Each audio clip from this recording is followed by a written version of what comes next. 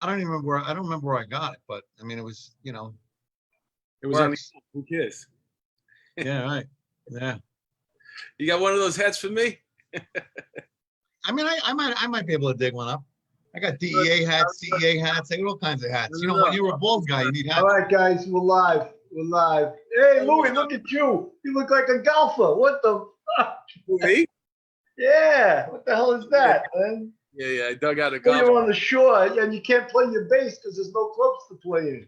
You know what it is? It's that since we're doing this twice a week now, I'm running out of shirts, so I had to dig in deep. It's actually He a looks gift. like he's got a golf shirt on too, right? It's a gift. Hey, well, listen, are you a golfer, Billy? I used to, but I got a tear in my left shoulder, and it hurts like hell when I swing a club. So Well, at least you have an excuse. All right, Mine is just lack of skill. why don't we start the show, man? What do you think? start it up, man. Start it up. Crank it up. All right, here we are, man, for another episode of Police Off the Cuff, After Hours. My name is Mark DeMeo. I'm with my co-host in all things law enforcement, Bill Cannon. What's up, Bill Cannon? Yo, man, to our audience, this is the second time we've had Louie on, actually the third. But you had two shows. And you want to introduce who Louie is, or you want me to? I think we'll stick to the game plan. So Yeah, introduce him. every week, man. He gets, you know what it is? He gets all riled up. He gets chopped in. He can't wait for the intro, man. It's literally 1 minute, man. Just chill. I can't. He's got an A personality, man. You know. All right. So we have a returning guest. He was phenomenal the first time. That's why we're having him back. He's a retired NYPD sergeant.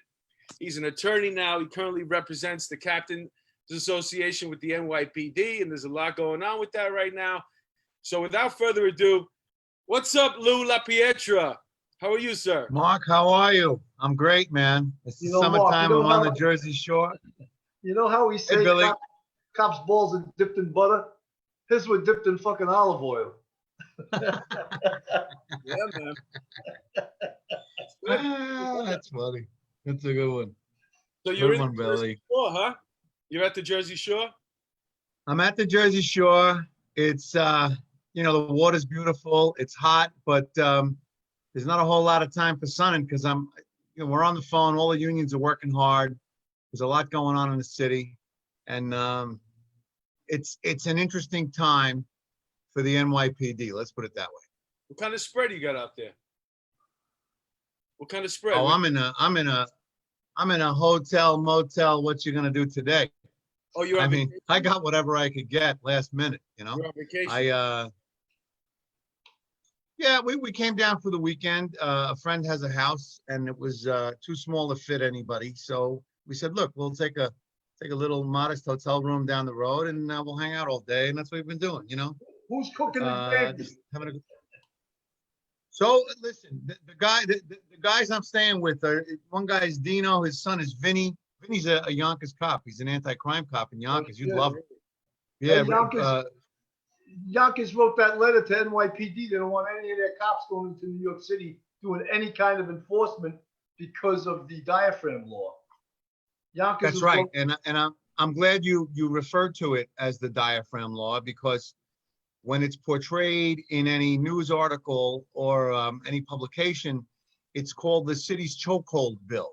Yeah. And while there is a component that addresses the chokehold, that's not the union. No union has an issue with the chokehold bill. Our position is that the city's chokehold bill is preempted by the state's chokehold bill, which enacted a new Class C felony called aggravated strangulation, which addresses chokeholds by police officers. That's not what the debate about. The debate is not about chokeholds. It's about what you correctly referred to, Bill Cannon, as the diaphragm bill. And that is especially troubling. Do you, as a former NYPD homicide sergeant, do you understand, what's your understanding of the diaphragm bill? What I understand is that if you put your knee on a perpetrator's back to get him cuffed, then you can be arrested for a misdemeanor. If you lay on top of the perpetrator, you could be arrested for a misdemeanor. The assholes that wrote this have no idea about anything to do with police work or getting in a fight, for that matter. So you are correct. it talks about compression of the diaphragm by way of a knee or an elbow or sitting, right? So if in the course of a violent struggle, and Mark, you know, if you think back in your days, you know, enforcing the law, eventually it's inevitable you're going to come across someone who is going to resist you, and you're going to get into a struggle, and you're going to get into a tussle. And in the flow of those events, you may have to straddle that person's back or chest. If you do, you are guilty of this new diaphragm bill. And that's true. Not only, you don't have to have any intent, right? It doesn't matter if Mark DeMeo meant to do this. It also doesn't matter if the person has any kind of an injury. Under the law, this is a strict liability bill, meaning if it happens, you have a problem, you could be prosecuted. And you can imagine that cops everywhere, including, as you, Bill, you pointed out that Yonkers sent a memo to its membership. Also Westchester. Also Westchester. So I'll tell you about that. So Westchester County Police, Yonkers Police, to my understanding, New Rochelle Police, Mount Vernon Police, and Nassau County Police have all similarly instructed their officers not to undertake enforcement action within the confines of the city of New York. Now, what that can be interpreted to mean is that if you are committing a crime in a neighboring county, in a contiguous county, a physically contiguous county to the city of New York, all you got to do is cross the threshold and cross the border into New York City. You are home free now, right? You've created this bill. The city council has created a venerable no man's land for someone committing a felony, a crime in a neighboring jurisdiction. So if you're on the border of New York City and Yonkers, and you're a New York City cop, just drag your perp into Yonkers and put your knee in his back in Yonkers. Well, that's one. But if the bottom line is, Bill, if you think about this, in the context of a cop who really wants to do the right thing and not look the other way, right? And so, and the broader message here is, what is it that we want from our police officer today? What do you want the cop to do? Do you want the cop to enforce the law? Do you want the cop, and I understand they want a softer touch. And there's a variety of debates that we can have about whether or not that's valid and or warranted. But above and beyond that, when you have a statute that's passed without proper consideration, without the legislators, in this case, the city council, who drafted this bill, listening to experts in the area, Right. listening to the police department or the agency who this is going to affect, listening to even people from the union. Or academia, even people in academia that are experts. Right. So when you dismiss any of those opinions and you formulate a law for the sole purpose of political gain, what you've really done is I believe you've hurt your constituents more than you can possibly help them. And I think that's evident in what you see happening in the violent spikes in crime. Everybody in this phone call has been in a radio car. Everybody in this phone call has answered scary jobs when you have the moment that says, oh shit, this could be a real problem. And we have a common bond in that we understand the risk, we're willing to take the risk, and we're not afraid to go after the bad guy, even if it means a risk to our own life and limb. What we were all afraid of, common ground, we were all afraid of getting in trouble for doing something wrong, to be punished for trying to do the right thing. And Right. that is at the forefront of today's, it's got to be the first thing on every cop's mind today.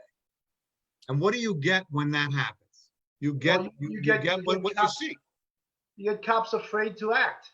afraid to roll around with somebody You know, because but I have to say, they're not afraid of the bad guy. They're afraid of this legislation. They're Right, afraid of becoming the next pariah on the front page of a newspaper. They're afraid of becoming labeled as the bad guy.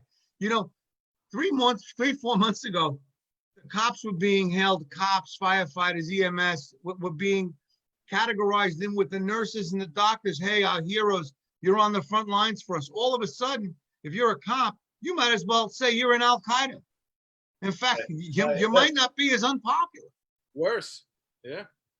It's beyond dystopian. It really is. Basically, New York City, they created a sanctuary city again, but this time with law enforcement. Because if you're doing if you're committing a crime in Yonkers, all you know is you got to get over the border, and you know they're not going to come after you. How frightening is that? I have some statistics also. Murder is up 24% for the year, burglary 45%, GLA 60%, shooting victims 77.5%, shooting incidents 68.6%. If this was the days of real CompStat when they held everyone accountable, COs, commanding officers would be getting transferred all over the city. But there's an elephant in the room. And what is that? What's the elephant in the room? That the big bosses still want you to do your job, even under these intolerable laws, intolerable circumstances. Well, not all of them, Billy. It's interesting where you recently had a very interesting moment that was captured on video, and I'm not sure how it was released, but the New York Post published a portion of a CompStat meeting which has gotten all kinds of controversy. And you had chiefs, you had stars, 1-star, 2-star, arguing amongst each other. It wasn't much of an argument, though. You're right, Mark. You're right, because look, the NYPD is a paramilitary organization, and the higher the rank, and the harder it is to argue. But I've never seen that. I've never seen, the kind of exchange that took place in that meeting. It was unique in my experience, in that you have real problematic interpretation of what it is that the cops are afraid of, right? At the top, it's being the spin is that, well, the cops are laying down. There are people like Eric Adams who are accusing the NYPD of laying down, of laying back. He laid down for 20 years when he didn't do anything. So who is he to say cops are laying down? He recognizes it. Yeah. He recognizes what laying down is. Wait a minute. I was the only one who was doing that. Yeah. I thought I was the only guy who laid down. Nobody's doing that. What balls you guys have, It's an interesting thing. It wasn't much of an argument, and you mentioned the Chiefs and the Stars, and that was a moment there to have a conversation. And maybe that conversation was had in the back room. Maybe that wasn't the appropriate place for a conversation. But the fact that we're still doing CompStat, or some version of CompStat where it requires you to, or somebody's going to scold you. I mean, CompStat should be basically a meeting right now on how to cover your ass and how to not get locked up, and an information about what's going on, which laws are out there. And we're going to get back to you later. But in the meantime, just chill out, because it's this idea that you have these people that are, in political positions, still trying to pretend like we're going to do police work as usual is absurd. Mark, it's interesting that you talk about an ending to CompStat. My union actually called for that publicly in a Twitter message. The CEA called for the end of CompStat, not because he's telling his people not to produce, but because this is not the time to essentially yell at police commanders for not getting the job done, when in fact those commanders and their subordinates' hands are tied by crazy legislation such as this. And so he called for the end of CompStat. Of course, they didn't end CompStat. I had the privilege of attending the first CompStat back post-COVID a couple of weeks ago. I sat there with the union president and I observed, I was an invited observer, and it seemed, a lot warmer and fuzzy, or at least that meeting did, than what I've been made aware of happened historically. But then we had the new one, which was the one we're talking about, where the chiefs got into this whole debate about whether the cops are afraid, and it seems like we're back to business as usual. And one of the things that CompStat does is, although they'll never ever admit that there's a quota, it implies not that there's a quota. Bill, what they used to call it nowadays, a productivity expectation. Yeah, expectations. Yes, exactly. Right? Expectations, yeah. So, and the thing is, the detectives are really doing an incredible job. The detectives have been closing out all kinds of cases. So the response that I know the DEA has had is, if we're laying down on the job, how are we making all these really great, all these high-profile shootings that have gotten a lot of press? I believe there was a 6-year-old child walking with her father. That case was closed. The case where there was a tech exec, a young tech executive who was like dismembered. They made a collar in that case. I mean, right. Record time, incredible police work by New York City police detectives. So Louie, it's always the patrol that catches all the shit. Yeah. They're the ones that are responding to in-progress jobs on the street. And they got to roll around with these jailhouse jacks. Some of them that just got out of Rikers that were pumping iron, and some from upstate that Cuomo let go. They got to roll around with these guys, and now they have to worry about putting a knee in their back. And they've never been more emboldened either. And it goes back. I mean, this is a trend that's been going on. I don't know if you guys remember when those cops got doused with the water.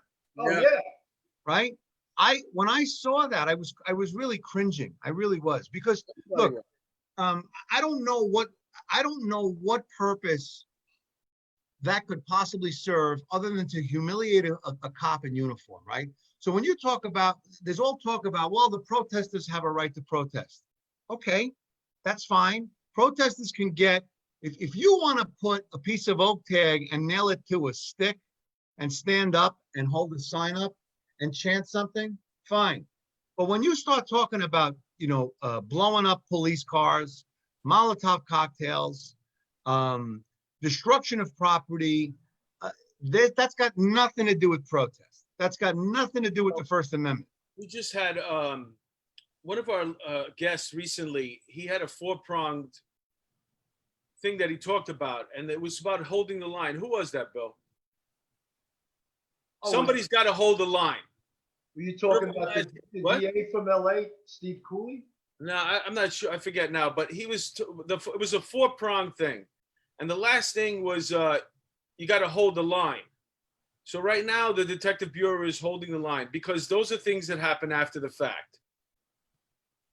And that is the direction it seems like the police department's probably going to go in, where we'd be just responding to past crimes, past shootings. There was just a shooting last night, or Saturday night, 2 teenagers playing basketball in Brooklyn got shot in the head, and the other one, they're dead. The other one got shot in the leg.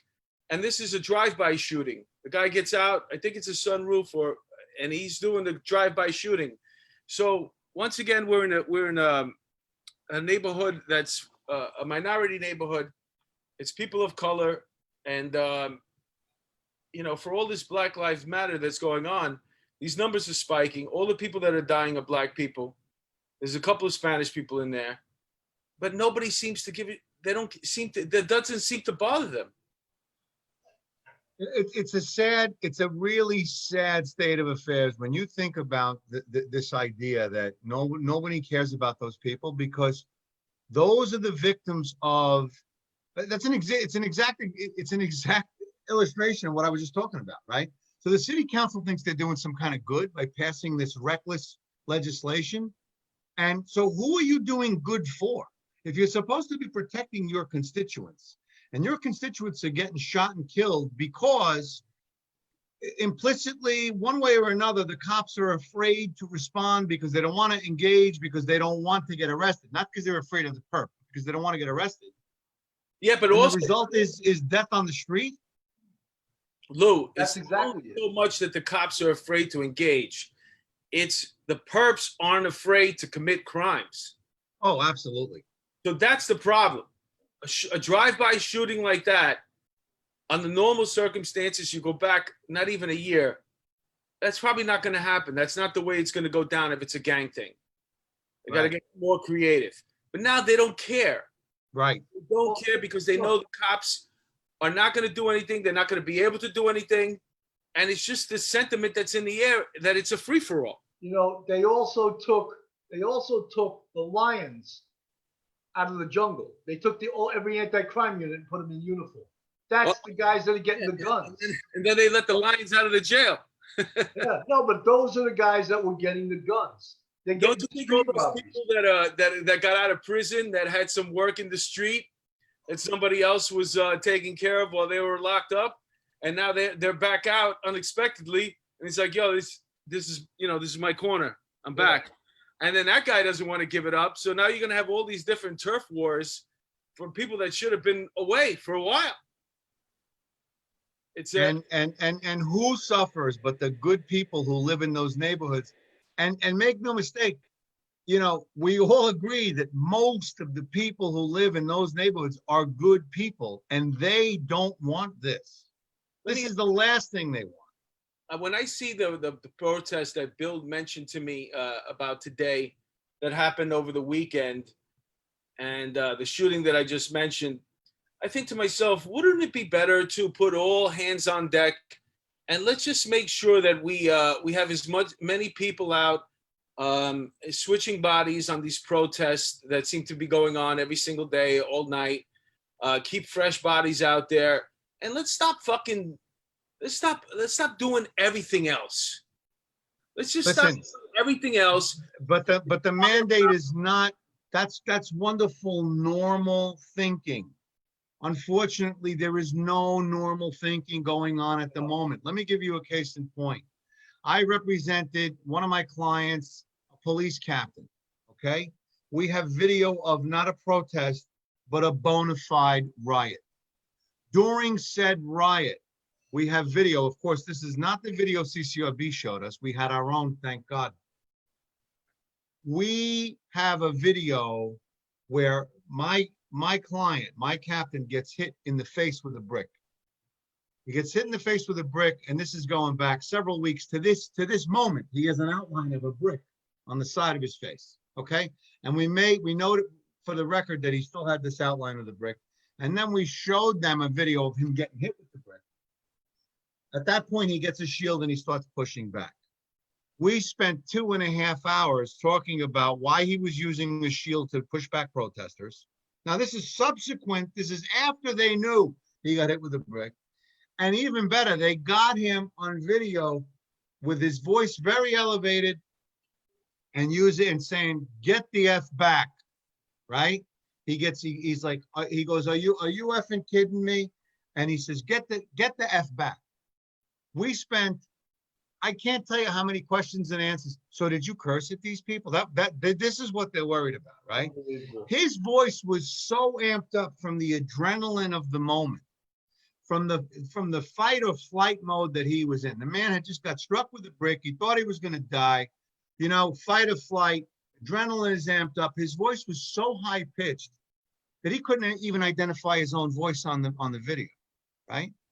And I say that to illustrate the point that for some reason, these folks think that cops are not human beings, that cops are not subject to adrenaline, that cops are not subject to, you know, fight or flight. They think they're fucking some kind of machine.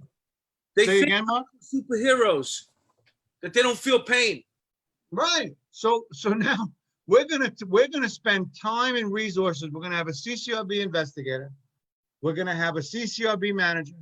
We're gonna have a union attorney, and we're gonna have a union representative, and we're gonna have the subject. You have 5 people in the room, right? to spend 2.5 hours of taxpayer money explaining why, after you got hit with a brick, you might have used the police shield, which, by the way, we noted for the record, is the lowest possible level of force he could have used. That's right. Right?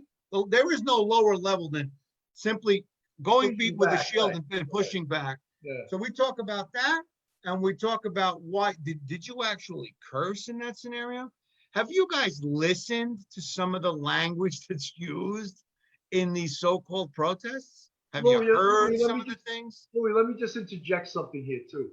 So much of this is political because then Cuomo sends Letitia James to do a 57-page report on the NYPD's response to they call them protests, we call them riots. It's a hit job on the NYPD. So Cuomo is no friend of the police either.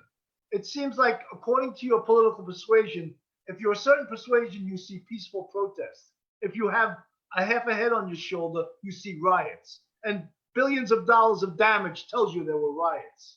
Well, you know, Bill, and I couldn't agree with you more. What was most telling to me is when the George Floyd event happened, and then Minneapolis broke into riots, right? And I'll never forget, I'm watching MSNBC that night, and I'm pretty sure, because there's so many, I've lost track. It's all kind of a foggy blur, but I believe that they took a precinct and they burned it to the point that the cops abandoned ship. They were like, okay, we're out. Like they let them have am I right? Was that Minneapolis? Or was that Atlanta? Or Seattle? Oh, no, that was Atlanta. That was Atlanta. Yeah. So while that's happening, right? So we have information that, you know, the crawl, you know, like the news crawl talks about what's going on, that the police have abandoned the precinct, they're burning the building down. And the reporter said, while the burning building is behind the reporter, he says, and for overall the protests are peaceful. I know. I'm sitting there going, it's unbelievable. am I not watching the same thing? I know. Yeah, that's a famous clip right there.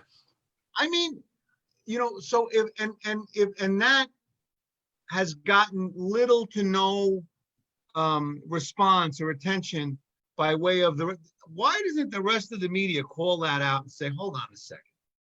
Three You're cops standing in front of a burning police station. 3 federal agents in Seattle are like blinded by a laser. Did you know that? So I know that because I follow it, but I could tell you in the narrative, it's gotten no airplay. Right. None. Exactly. Right? You know what else has gotten no airplay? All the young victims of crimes committed by these emboldened criminals Yes. who are now shooting at will. And this is not unique to New York City. This is Chicago. This is LA. This is Seattle. This is Portland. You know, and for some reason, this narrative is still the popular narrative. And, you know, I don't understand, you know, for the people who want to live in peace. Look, at the end of the day, right, we were all part of government. But to me, government's prime role is to allow me to live my life in peace. Because other than that, you know, and me living my life in peace, that peace is provided by police. That peace is provided by the men and women in blue, right? The so-called thin blue line. The thin blue line has never been more tested than now. Never. Not in my memory. There's a lot of different levels. You have some states are. Look at what they did in Chicago when they took those 3. They sent in the feds, but they got three people off of gun charges, and they pulled them off out of their houses and stuff like that, and it seems like that was okay. You know what I'm saying? So I just don't understand. Like, I don't understand any of it. I don't understand what the point is, because you know, you have so many different levels. Some people want to talk about different type of policing, a softer touch overall. And some people want to abolish the police altogether. Some people want to downsize. I don't get it. I don't understand. Nobody knows what they want, really. Well, let me ask this question. If they don't want the police to do anything at these riots, pull them away. Don't have them go there. Why are they? Why are they there? If they're not there to keep the A peace. lot of it is to protect the federal buildings because. Well, that's the feds. I'm talking about the regular police. Well, but They don't want did you see the Chicago police getting pelted with rocks and with fireworks? And why are they there? Listen, and it's happening in New York City. You know, we have evidence that these people, these so-called protesters, have been filling up Poland Spring bottles with concrete, and they've been getting pieces of brick and all kinds of different makeshift weapons. And what they do is they place them strategically along the so-called protest route. Right. And so that they're handy and they're now, and they're pretty good about hiding. You know, sometimes the NYPD finds them and a lot of times they don't. And a lot of times the way they find them is when they start getting pelted with these things. And so, you know, if you saw what happened in New York City on Saturday night, I don't know if you saw the coverage. In Chinatown or Little Italy, you mean? Yeah, it was basically there, and then it was a moving protest, right? Right. And they're caving in windows of police vans, and they're burning police vans, and that I don't understand. Look, I'm all about the First Amendment. I don't get what that has to do with the First Amendment or free speech. In all fairness, some of those vans needed to get burned down, bro. They were in bad shape. So hey, look, give them a community. What are the marching orders for the captains when they come upon? They have a captain has say 2 and 20 or 2 and 25. What are his orders in responding to these riots? It's a great question. You know what the orders are? The same that they were before this silly mandate, which is, you know, take control, clear the street, do your job. Now, in light of those orders remaining the same, but now under the shadow of this ridiculous law that was signed by the mayor, right? You tell me, you're a sergeant, I'm the captain, we respond, right? I tell you, look, Bill, do the best you can. Let's protect life and property. Look out for each other. I'll see you on the other side. What else are you going to do? There's no leadership. There's no direction. Well, I mean, other than that, what direction could they possibly be asked to give? You know, the leadership doesn't come from the captain. It doesn't come from the police chief. It comes from the chief executive of the city of New York and his colleagues over at the city council. So if the direction from the chief executive of the city of New York, i.e. the mayor and or the governor, is when the message is, I stand with the protesters, or this is a healthy expression. Yes. You take that information and do with it what you will, right? So what happens? The cop is torn. The cop wants to do the right thing. The cop wants to protect life and property. The cop wants to protect the good people who live in that area who are suffering through this absolute anarchy. Criminal activity, right? Imagine living on those blocks and listening to this stuff. Well, I mean, you know, so at what point does the needs of those folks, of the good people who are being victimized by all this nonsense, at what point do those needs outweigh the needs of these other folks to lash out and quote unquote protest? Well, I don't know if you saw it. When does that in Seattle last night, a guy pointed an AK-47 at someone driving their car, and the guy shot and killed him. The guy in his own car. He called the precinct and said, "Look, a guy pointed a rifle at me." He goes, "I shot him," and they didn't charge him. And the guy was an Antifa. They did or they did not? They did not charge the civilian who shot the Antifa guy. Not yet. Well, those are you know. That's interesting that Mark says not yet, because depending on how much political pressure is brought to bear, I think that is going to determine the not yet, and not necessarily the merits. He was a white kid. Well, you know what? The demographics of all these Antifa are white. That's the irony of it all. You see white kids yelling at black cops that the Black Lives Matter. They didn't get their participation trophy, so This is it. This is their participation trophy. There's a lot of angry. It reminds me of Fight Club in a way. It's like a real life Fight Club where there's all these people that are, just the low self-esteem, angry at the world for whatever reason. This is their moment right now. And, at the same time, we have, we're picking up pieces. There's a lot of feds coming in and making arrests on a daily basis, but it's all after the fact. And then you have these neighborhoods like, Manhattan is, they're bailing out in droves. Every apartment's up for sale, every single one. Now, this is in I Midtown. tell you, Mark, truer words we've never spoken. My wife is a realtor in Westchester and has never been busier. People are buying houses in the outlying suburbs, unseen, sight unseen, and they're going into bidding wars. So, Bill Cannon, you want to sell a house, your nice house in Westchester? Now's the time, man. No, I'm happy in Westchester. I want to bring something up that that I thought was going to be the topic of this whole show. And I want to bring up what Monahan actually said, Chief Monahan, what he said. And I know you have to be careful talking because you represent him. And, he's part of the captain's union. But I thought what he said was so out of line with everything, like how that the cops should still be gung. It was almost like a Newt Rockney speech that the team wasn't hearing. The team wasn't listening to this, rah, rah, rah speech. Because they were like, wait a minute, our balls are in a fucking vice, and you want us to take action when we could be arrested. Like, Listen, that's the definition of tone deaf. Yeah. One day you got hit in the head, and because of that one day you got through your hit in the head, you think, oh, everybody could do it. Go out again tomorrow. I was brave. New York City cops are the bravest cops in the world. Do another 12-hour They need the tools to do their job. You know what? You can't say nothing, Lou, but I just thought he cut her off too short.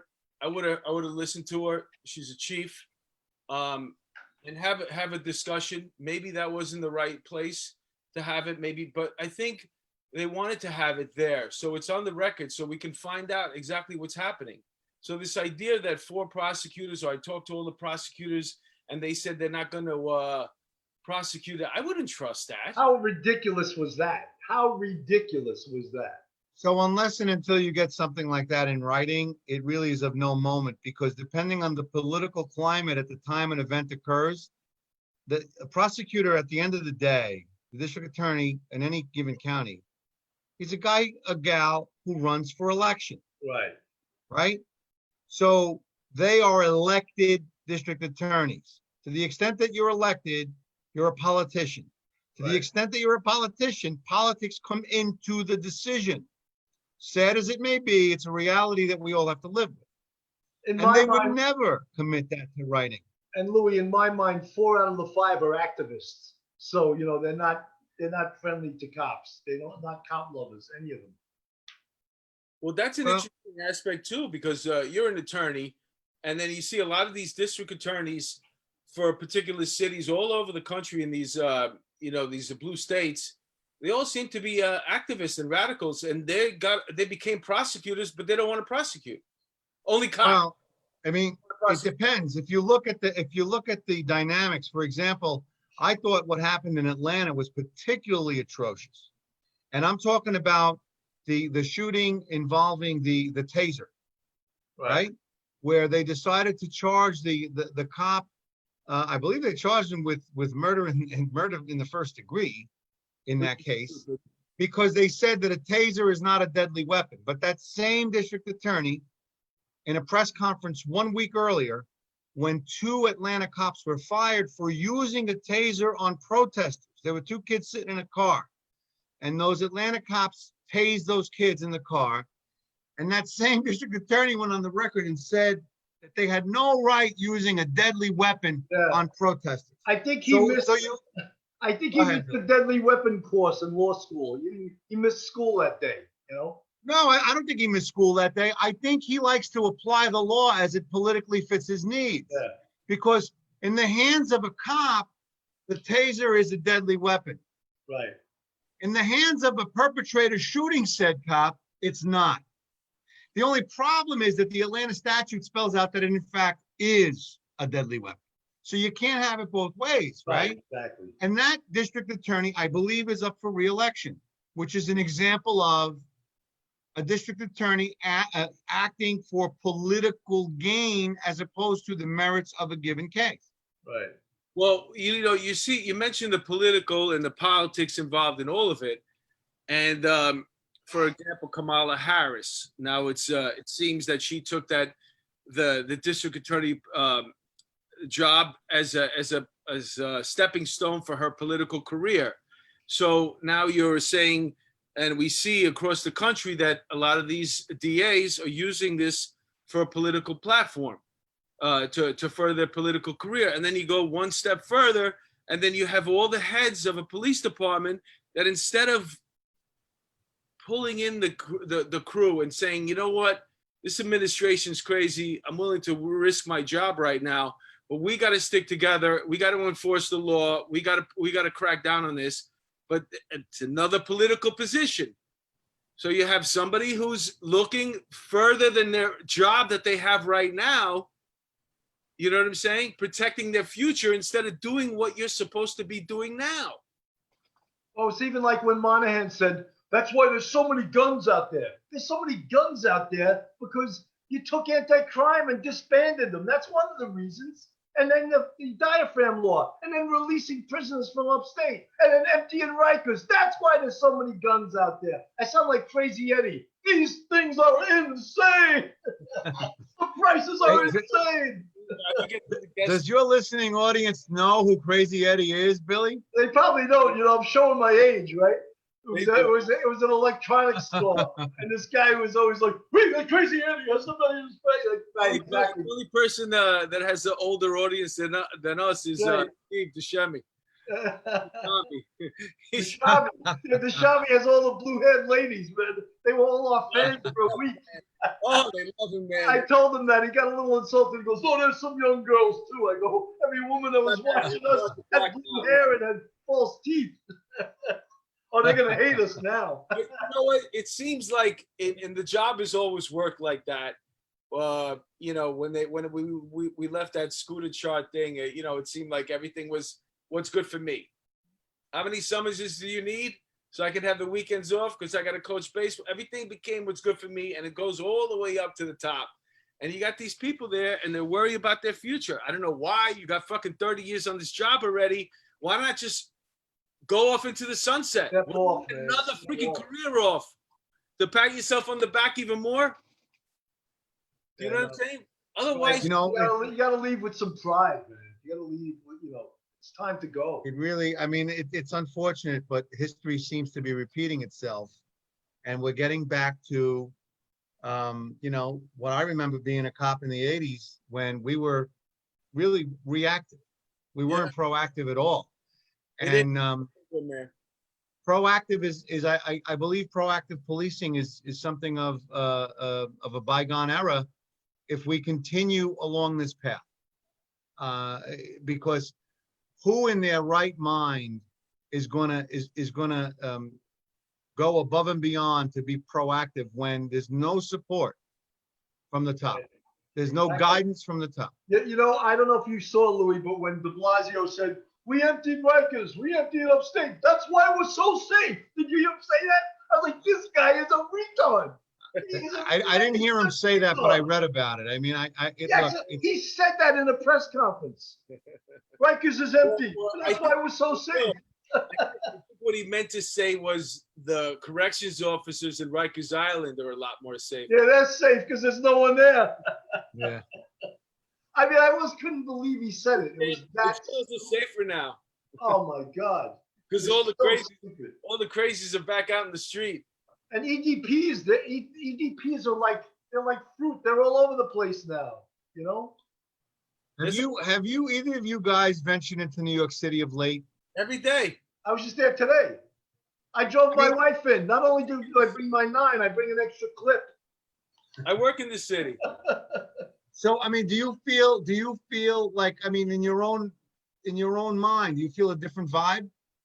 Yeah, I feel a little bit of tension in the air, but that's also because of the virus. But I just worry about a pop-up demonstration that I'm going to have to use my Acura and have about 4 people on my hood as I hit the pedal to the metal, you know? Well, I go in every day. And one thing I noticed is that there's a lot more homeless and a lot more people. Like, for example, I work on 2nd Avenue. If you make your way up to 3rd Avenue in Midtown, now that's more of a commercial district. It's not so residential. There are some buildings between 3rd and Lex. Park is obviously, you have a lot of residential.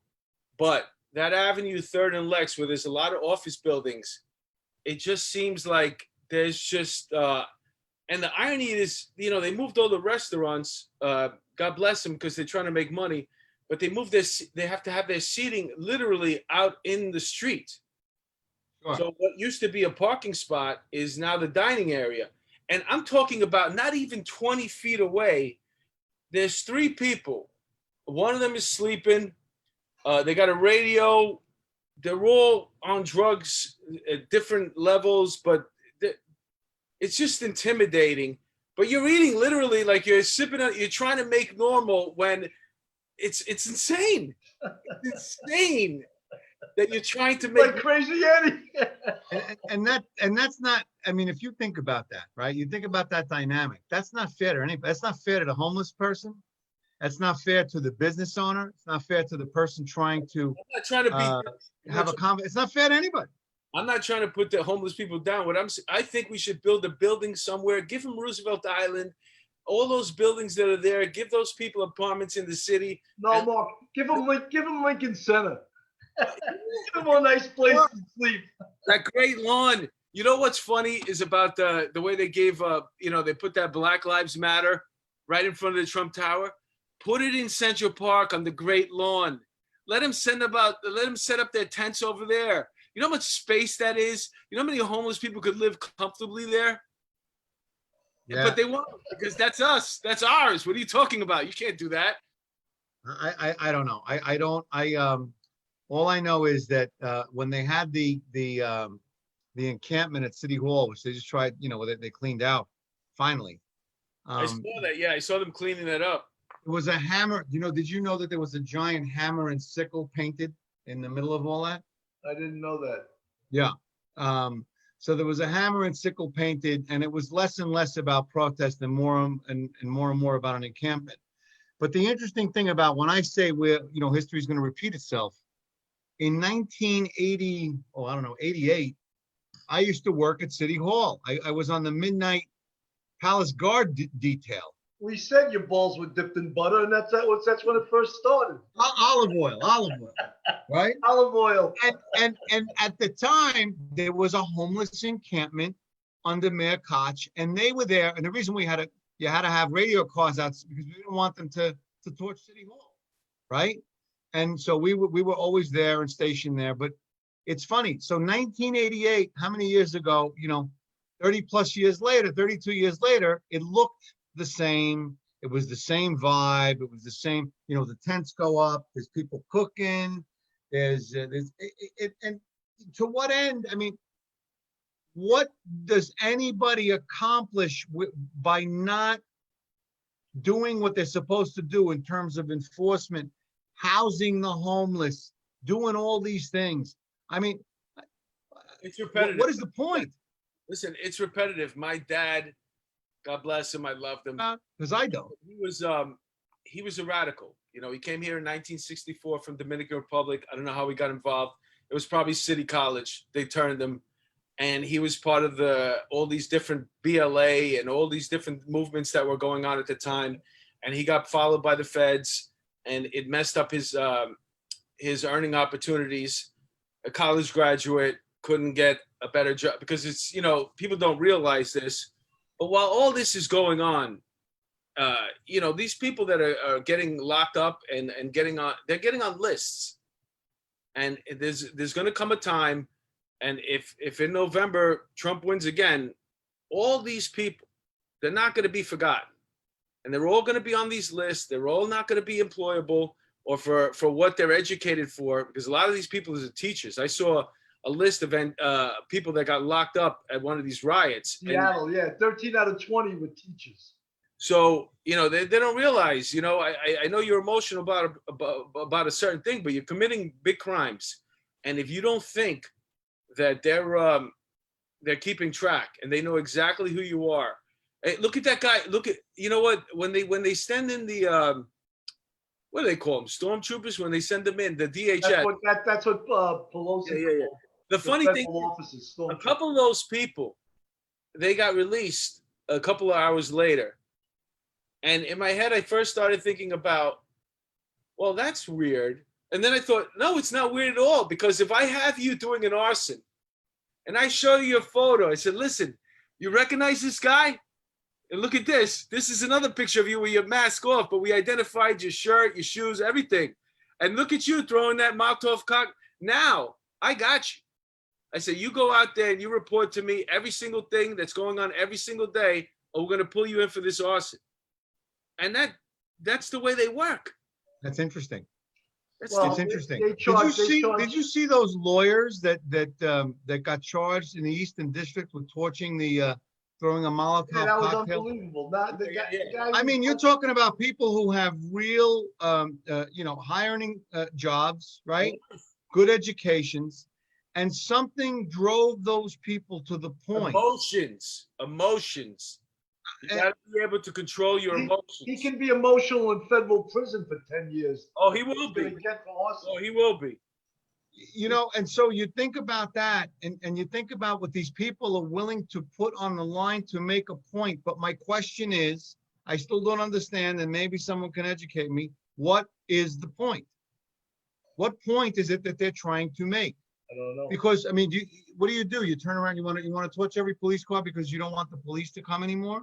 So there's all kinds of things. Defund the police, completely remove the police. I mean, I think you're trying to make sense out of anarchy. And there's people that have that in their blood. We see it. It's evident. It's out there right now. It's in front of us every single day. And anarchy doesn't have a result. It doesn't have an end game. It's just a question of destroying. It's a question of turning up as much as we can, destroying as much as possible.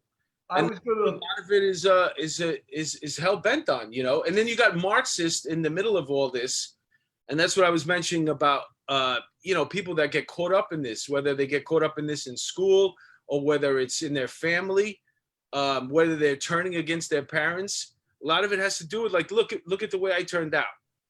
You know what I'm saying? A law and order type of guy. And that's because of what I saw. Now you have the opposite of somebody who's, you got two parents, a law and order, whatever, and you turned out to be this person who wants to do the exact opposite. Yeah. I was going to apply to be a violence interrupter in my old precinct in the 2-3 where I had the RIP unit. I want to see if I could maybe be like a social worker now. And I'll say, could I apply for that violence interrupter job? Listen, is there such a job? There is. Yeah. They want these social workers to go out on corners and discourage people from having, shooting their guns. And who's going to protect the social workers? They're violence interrupters. They must know how to interrupt the violence. I don't know. That's another liberal idea. Listen, I'm not against people trying to come up with other strategies. That's like evolution. You know what I'm saying? You don't want to block evolution, but at the same time, you got to do it in piecemeal. Right now, I'm, in the academy, I work as an actor, and we do on how to handle mental illness. So it was supposed to be a 3-phase thing. You were supposed to take a lesson, get view scenarios, and then at some point there was going to be a clinician that rides around in the car with you. And what happened was that third part never came into fruition. I don't know why. Maybe it was liability. They couldn't figure out who was responsible. God forbid something happens. But it was going to be like the EDP car. So that part, that element, never came into fruition. But these programs and these ideas, they've been around for a while. It's not something new. They wanted to get the police to not have to deal with EDPs, homeless, car stops would be another thing to eliminate as well. I mean, we have enough resources now. We don't have to do car stops. So we're basically kind of sort of like closing in on what they want the police to do, which is fine. I mean, it's your police department. It's your taxpayer dollars. It's really not fine. Let me just give you an example.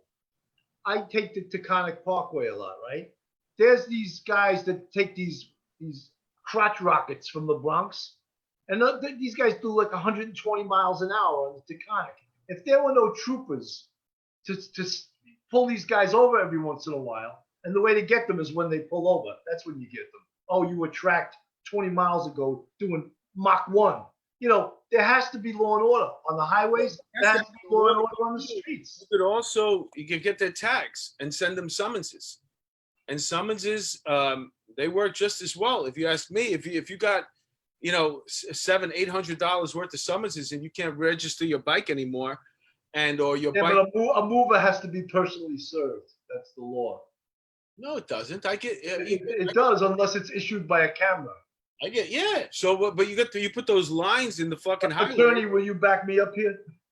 No, I'm saying I didn't states that utilize that line in the highway to tell if you're speeding, and I have a feeling like it's going to come here eventually.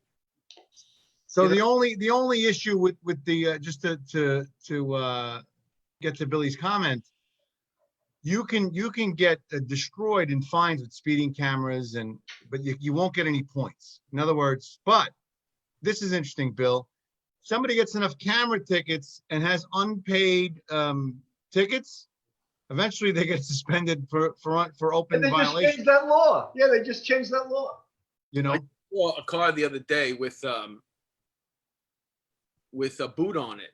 And I'm thinking to myself, this, because I went out of my way to read the sign on there, because, you know, it's parking's tough and I don't want my car getting booted over just because I might have parked in the wrong spot. I would imagine that this person had multiple summonses plus the one that they had for that one. That's why they got their car booted.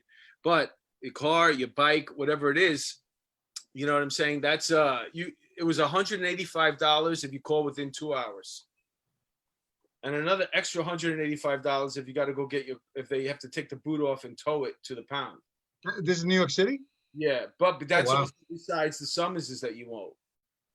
So you owe a certain amount of summonses, whatever got that boot on your car, plus $185. And that's only if you can get to them within 2 hours. Wow. Yeah. Yeah, but they just changed the law saying they won't suspend your license for having multiple, moving violations, because it's discriminatory against poor people. I'm not aware of that. That's very interesting. So it just changed, just very recently. So they took out 511. I would have never made it as a cop right now. So 511 VTL is done. It was repealed. Well, they're saying they won't suspend your license for unpaid tickets. There goes all my EDP medals, my EPD medals. Oh, you should do a lot of 511s, huh? I'm kidding. That's funny. Oh yeah, that's EPD, not EDP. Yeah, EPD is what you are. EPD is excellent police duty. God bless that 511 column, man.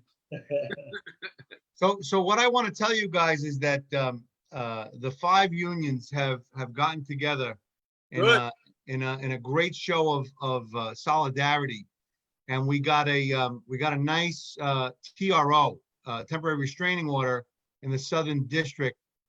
Judge Catherine Polk Faila sided with us. We brought a case in the state court because 50A, which was the release of the repeal of 50A, said that they could release personnel records of police officers and other law enforcement officers. And we have no problem with the general premise, but the law also included or did not address things like unsubstantiated, unfounded, exonerated. We feel it was going to be used as a weapon against police officers in this ongoing anti-police climate. And when you look at even hairdressers or any other professions, none of that information is publicly available. In other words, you got a complaint that was exonerated or unfounded, you get greater protection as a hairdresser than you do as a police officer. Yeah, So, but in fairness, if I got a bad haircut, I want to be able to report this person. well, you can, and you will, but to the extent that you report the bad haircut or the sexual assault by the haircutter or whatever the case may be, and it turns out that it was a BS allegation and the haircutter was exonerated, you don't get to read about that. Unlike the police bill, whereas they were just going to throw in the kitchen sink. We took it to the state court. We got a stay. Well, the city removed it to the federal court, the Southern District, and we got a temporary restraining order because essentially the city essentially had no argument to support why, for example, unfounded, exonerated complaints or complaints that are not yet complete. In other words, you got charges. Detective DeMeo gets charges, but he still hasn't had his day in the trial room. And so you're basically being published as guilty before you're even found to have been proven guilty. So we have a TRO in place. They can't put that stuff up now? Well, they're not supposed to, but interestingly enough, the CCRB released 81,000 documents and records to the New York Civil Liberties Union. And then coincidentally today, I think it's called Pro Republica, some website or some news outlet has put in a searchable website where you can put in a name and see how many complaints and how many were substantiated. So let's say they put in, Sergeant Bill Cannon, total number of CCRB complaints, 7, substantiated 2, which would tell you, the public, that you have 5 unsubstantiated, right? So we believe that's in direct contradiction to the judge's order. We will probably be back in court. We're going to be back in court on August 18th for a preliminary injunction hearing on this issue to see if the judge will continue the order until we litigate it or what happens. We also anticipate taking some legal action on the issue of this diaphragm bill, which is what we started this conversation with. And the diaphragm bill, we argue, and our position is that that law is preempted by state law, in that the state, and a perfect example of this is when we talked about Yonkers and Nassau County, and they don't want to come into New York City, because in Yonkers, it's lawful to compress the diaphragm in the midst of an arrest. I mean, here you have the strict liability, so you have city law superseding state law, and that just can't operate that way.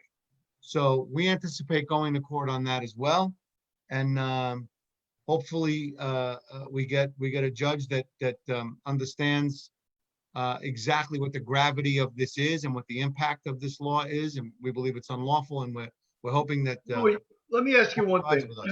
Even with, say, the chokehold law, if you're actually fighting for your life against the perpetrator, right, and you believe it's a life and death situation, and you choke him, and you tap him out like a UFC fighter, doesn't Article 35 protect you? So we hope it does. We haven't had a test case. Certainly that would be a defense. Like in any other police homicide case, it would be investigated. Now, under the new law, it would be independently investigated, not by the county DA, but by the New York State Attorney General is now going to investigate under this new law every death in police custody, right? So in the course of that investigation, there would have to be some analysis as to whether or not Article 35 justified this particular level of force in this particular case. So, do we see a problem?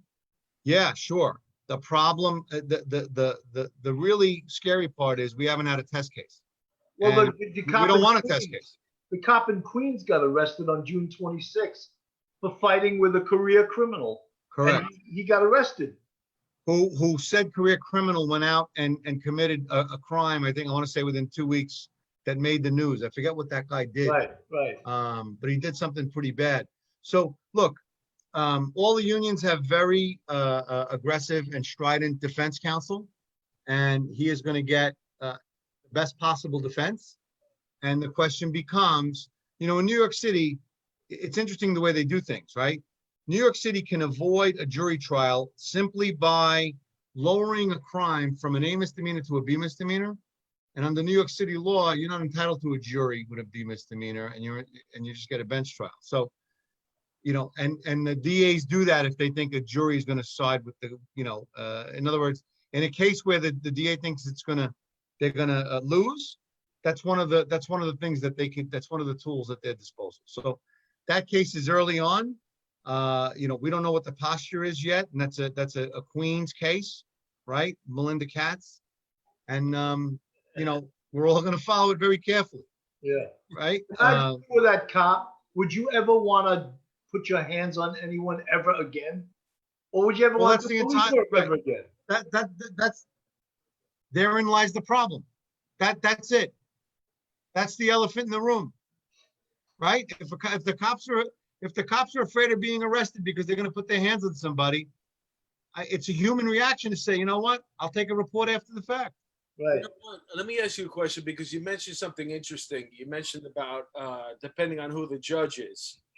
So, you know, I also brought up the fact that it seems like a lot of district attorneys across the country, you know, in these blue states and cities, that they're, you know, radicals. You know, they're using this as a stepping stone for their political careers. They're not really interested in prosecuting, you know, and helping the communities. So now, how far does that go up? Like, that you're over here saying, I hope we get the right judge. You know what I'm saying? Well, it goes all the way up to the legislature, right? I mean, if you think about it, where does it end? It keeps going up. If you think about, you know, who our representatives are, and what is it that they espouse? Do they really represent what you, Mark DeMeo, want? Right? Because they're your elected official. Are they really representing you? Reasonable is a key word. You know, I think reasonable is gaining popularity. I think the reason why our show is so popular is because we're reasonable. You know, we're willing to call a spade, but at the same time, it's like we still remember or have a grip of like what reality is or what it used to be. And it seems to me like that's being lost. We don't even, some people don't even remember, like, and it's only like 3 or 4 months ago, what common sense is, what reasonable is. And reasonable, I think, is what people are latching onto right now. The reasonable people, they would just want to see reasonable, you know, let's just be reasonable here. And this law is not reasonable. No. And interestingly enough, society is in such a fog of unreasonableness that it results in laws like this being passed. Well, and go ahead, Mark. I said a lot of it has to do with just, you know, the fact that, you know, that when they mentioned the silent majority, and they mentioned, you know, people who still have to go to work today, even if it's in your living room, or wherever you made up in your house for you to do your job, even though you're not going into your office anymore. You own a piece of, you own a house, it's a property, you invested in the community. You know what I'm saying? What we have right now, and we're seeing right now, is all the people that don't have that. Because anybody who does, even the people in Seattle that was behind Chaz, they were freaking out. It's like, I got a house here, I live here, and now I'm in a fucking stupid 6-block radius with all these freaking idiots running around, and I don't want them here. My business is here. But you know, so Mark, the electorate in Seattle is just as nuts as their politicians, and that's why they elect them. And New York City, our electorate in the city is electing some boobs too. Well, it all goes about how it affects you. There was a reporter, and he was talking about how the riots were peaceful, and then all of a sudden they burned down his building where he lived. And he was like, enough is enough. Timing would be good if that reporter got hit in the head with a brick as he's doing the report, you know. But that really happened. The guy posted a tweet that you know, this is they're not these rioters are peaceful. I've been out there, and then they burned his house, his apartment building down, and then he was like, enough is enough. And the same thing happened with you know, with the celebrities in Beverly Hills. Yeah. You know, they were all donating money to BLM and all this other shit, and then before you know it, they want to come into Beverly Hills, and they're like, no. Well, wait a minute, can I have my money back? Listen, you're not getting in their house. No, You don't think so, but they got SEAL Team 6 they hired. Yeah. that's what the two people thought that that unfortunately they had the mayor or the governor living in their little gated community, and they armed themselves and they protected their property. And now that's another case that's probably going to go to the Supreme Court because that's going to be a battle the whole way up. Those You're two. talking about the McCluskeys. Yes. Yeah. Yeah. It's interesting, because I don't know, you get different angles of the story. I always taught my kids, believe none of what you read and half of what you see. Right. And so I don't know. I don't know what to believe. I mean, it seems that they were protecting their property. And then the other side of the story is, well, why'd they come out and said there was nobody anywhere near coming into their house. Why are they on their front porch waving a machine gun around? And it's going to be, it's an interesting dynamic that's going on there. Well, I don't know. I mean, look, the people broke a gate. It's a gated community. I get it. Sense, and I've been saying this as I told Bill last week. The biggest problem out of that whole situation. You're a lawyer, Lou. You should know this. What's the biggest problem? The fence. It wasn't strong enough. They need a better fence. It wasn't electrified. When I saw that fence coming down, I'm like, you know what? They need a better fence. Oh, that's hysterical. And that's why I'm funny. investing in fencing companies, security. Oh man. Well, bet you listen, if you're in the security business right now, God bless you. Yeah. Oh, Well, Think that's about what the I heard security about. business. I heard about in the Hamptons, all the Manhattanites fled to their houses in the Hamptons. And I Yeah. heard they were like hiring security like left and right. There's never, I mean, you want to talk about a boom in business? Yeah. Wow. You know? Yeah. I'm telling you, man, fences, man. I want the fence that they put up around Mexico. The wall. I'm gonna grease it down and electrocute it right in front of my house. Oh, yeah. 12 feet. Grease down every day we go out there. We grease it down. Yikes.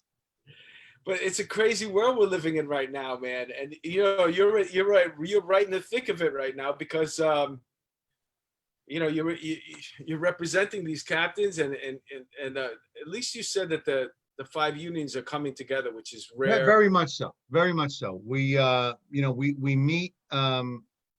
I hate to say it, I leave by phone probably, if not every day, every other day. I can tell you that I'm down the shore, and my wife isn't too thrilled because I keep walking into the house with the phone and I don't come out for an hour and a half, because we are unified in our goal, and our goal is to do right by our constituents, whether it's the PBA all the way up to the CEA. In the least possible thing that we could do is get some kind of direction, if not from the leadership, then let's get it from the courts on this, on these crazy laws that they're passing, so that at least we can turn around and tell our people, go ahead, go do your job. You don't have to worry about getting arrested, Right. for doing your job. But you would hope, Louis, that the leadership of the PD would face that this is a different world and not give a Newt Rockney speech like, let's go out there. But the leadership, Billy, I mean, it's interesting, right? We were bosses on the job, quote unquote. We had bosses, they had bosses, and these bosses, the leadership of the NYPD, they have bosses too. And as long as their bosses are not on the same page, this is what you're going to get, right? And I applaud Dermot Shea. He called them out. He called them a bunch of cowards. I'm shocked he wasn't fired. But somebody said to me, well, who the hell wants the job? Who wants that job right now? Because my theory is that, if you, from the top down, if you decide that, the administration is not going in a direction that we want any part of, and I'm the head of it, we got to protect ourselves. And if I get fired, I get fired. So now you have to have a pact with everybody else, because if you're thinking about your political career after the fact, you don't really want to get fired. So that's where the problem comes in. But if everybody's on the same page, so you get the job, if you get the job, we're all going to do the same thing. We're going to protect our servicemen. We're going to do the right thing. We're going to make arrests. But the problem is, you could always just go get somebody from an outside, another state, another city, and have them be the PC. And the wild card is, even if you get that kind of solidarity from the PD leadership, and then something happens and it gets sensationalized and politicized, the test case, that guy or gal is going to be hung out to dry, and they're going to become the next Danny Pantaleo. And I mean, look at what happened to him. Yeah. He used his training. He was sent there to clear that corner because of Comstat. The former chief of department sent them there and said, we've had enough complaints. Get rid of the guy selling Lucy's. And he went there. He's got a guy 3 times his size. He uses his training. He does what he's got to do. He was investigated by every agency that there is, never indicted, investigated by the feds, never indicted by the feds, but invariably fired by the NYPD. Coincidentally, after Mayor de Blasio made a speech during his Democratic presidential run, when he said there will be justice for the Garner family. Right. That's telling you right there, it's a done deal, right? It's happening. The emperor has spoken. And once that happens, it doesn't matter who his minions are. It doesn't matter who's sitting in the police commissioner's chair. It's a done deal. Yeah. So these folks down at police headquarters are stuck with their boss. And as long as you have that, tension, you're not going to solve the problem. They're either all on the same page or they're not. Yeah, but he signed the diaphragm bill. Of De course he Blasio did. signed it. Of So course he How did. can you work for a guy like that if you're? Of course he did. Yeah. Because I believe a guy like Dermot Shea really thinks that, notwithstanding how bad it is, that he can still make a difference. That guy's a true cop. He really is. And then he can still make a difference, and he can still help the people of the city of New York. I genuinely believe he believes that. And a lot of them do. But the practical consequence of this law is such that you have paralyzed the cops. You've handcuffed the cops, and they're not afraid. They're not afraid of the bad guy. They're afraid of City Hall. They're afraid of the courts. They're afraid of the DAs, and nobody could blame them. No, you go to work as a good guy and then you leave as under arrest. You leave in handcuffs. I mean, what other job can promise you such wonderful benefits? Yeah. We'll give you free counsel, but you'll need it though. Yeah, right. You mentioned something earlier about the state and overall, and the fact that Cuomo likes to fucking smack de Blasio right in the snout whenever possible. So now that you pass this, and you have all these other surrounding boroughs, surrounding cities with different municipalities, that they're not going to get involved with city stuff. You think Cuomo's going to step in and be like, no? He could be. Well, one could hope, Mark. I mean, the bottom line is, to the extent that our theory is that this city law preempts state law, and he is the governor of the state, one would hope that he would see it the way I've just framed it, and he would step in. Let's see. I can't say if and when we're going to bring this litigation. I can tell you we're not going to let it lie. We can't, right? And so, one of the things, you're right, maybe we could use, the tension between the governor and the mayor to our favor in this case, to right this legal wrong. But Louis, he's no friend of the police. He hired Letitia James to do a 57-page hit job on the NYPD. No, but he's no friend of the police, but he's also has enough of an ego that he doesn't want New York City being an island unto itself.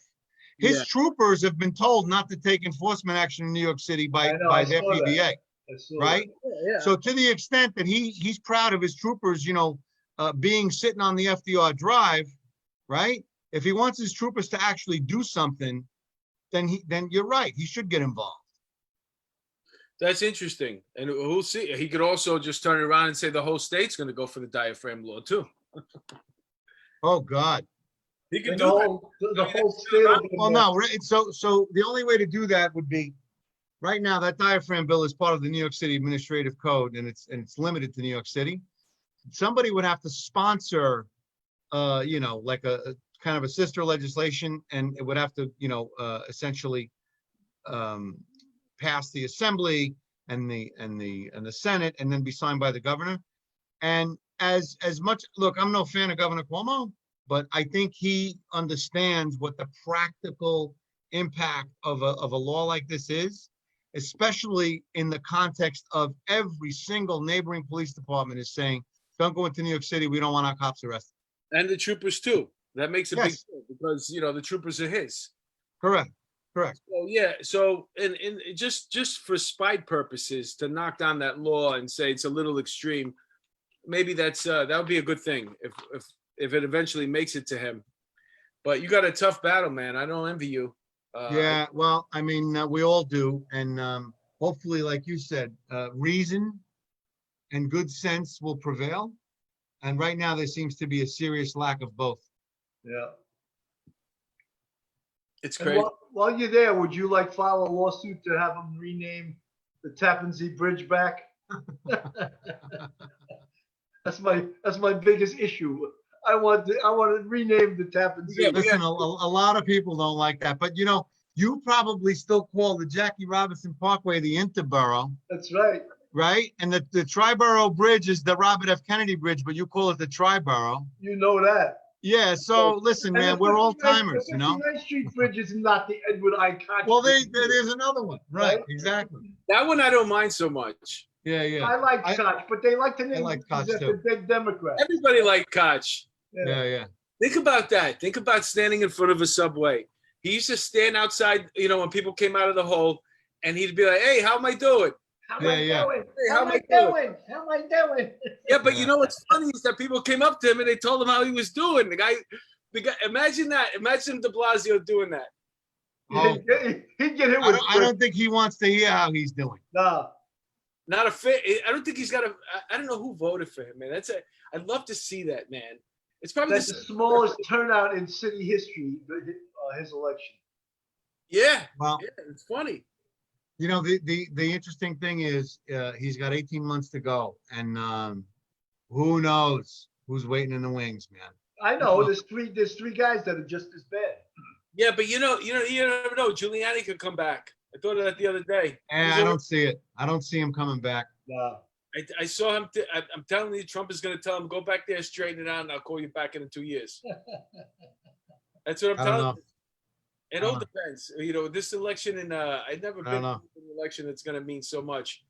But if anything, Giuliani's got somebody that he can recommend, somebody that's like him, that he's schooled, that he can take over. Because Audio's choppy. well, look at this right now. If we continue on this path right now, there's no way that any of these guys that are waiting in the wings is going to win. There's no way. Well, I hope you're right.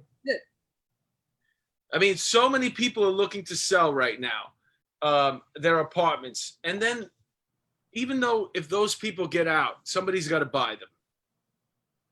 And Yeah. those people are not going to want to be dealing with, you know, we had a good thing there, man, for a number of years. It's a shame to just destroy it for no reason. Listen, at this rate, you know, if it continues, you may want to hold off a bit, and then it might be a good time to buy in New York City with the hope that eventually it comes back. It'll drop so low. You're right. Yeah, that's another thing right now. I mean, right now, let's say you had an apartment that you wanted to sell for $1 million, because you get rid of it for $850. Yeah, probably. That's where nobody's going to give you $1 million right now. You're bailing out. You look at a map right now. They put a little red flag of all the apartments that are for sale in New York City. Look at a map. You could just Google it, and the whole thing looks like a red state. Wow. Everybody's selling, man. Anywho, listen, we're at almost at an hour. We went further. Yeah, we went longer than we actually were supposed to. You were kind enough to grace us, Lou, and you gave us some tremendous insight. Once again, I wish you the best of luck on your endeavor. Listen, thanks for having me on. I just got one. I have a shout out to a sergeant. I don't know if you know him, Louie. Sergeant Pete Panuccio. Pete the Heat, they call him. He's retiring on July 30th after 38 years on the job. And he works in night watch. Wow. If that doesn't kill you, 38 years on the job could. But I just want to shout out Pete Panuccio, 38 years. Wow. I hope you live God long. bless you, Pete. There's Yeah, life after the job. Ask me how I know. yeah. You got that law degree. Uh-huh. Well, Lou, any parting words? Listen, guys, all I can tell you is stay safe, keep the faith, never, ever give up. And in the great Louie Anamone's words, never back down. Yo, that's Louie, man. We have that on tape. Yep. Yep. Yeah, you know what, man? Right now, there's another. Hopefully, there's another Louie Anamone in the making right now. This is the way, like you mentioned earlier, that all this stuff is cyclical, and it happens. You know, people always ask me, like, would you come on the job now? And I'm like, well, I came on in '92. There was a peak of the crack epidemic. Crime was crazy. I probably would take the job right now. What else? You know, they needed the job. So, Right. I hate to say it's all relative because now it's a lot worse than when I came on, but there's still going to be people that take the job. And there's somebody in the department right now that's got a vision that's going to make a difference. And whoever you are out there, man, do it because we need you right now. But Louie Anamone had his Rudy Giuliani. That was the difference. Well, there's another Rudy Giuliani coming out there because this is what creates these great people, these visionaries, you know, that knows that there's a better life. It could be better, that we don't have to put up with this shit. And, you know, for all the people out there that, you know, that are watching the show, man, thanks for tuning in. We get a lot of positive responses every single week. I try to get back to as many people as possible. I know Bill does as well. Lou, you're a family member here now. You're one of us.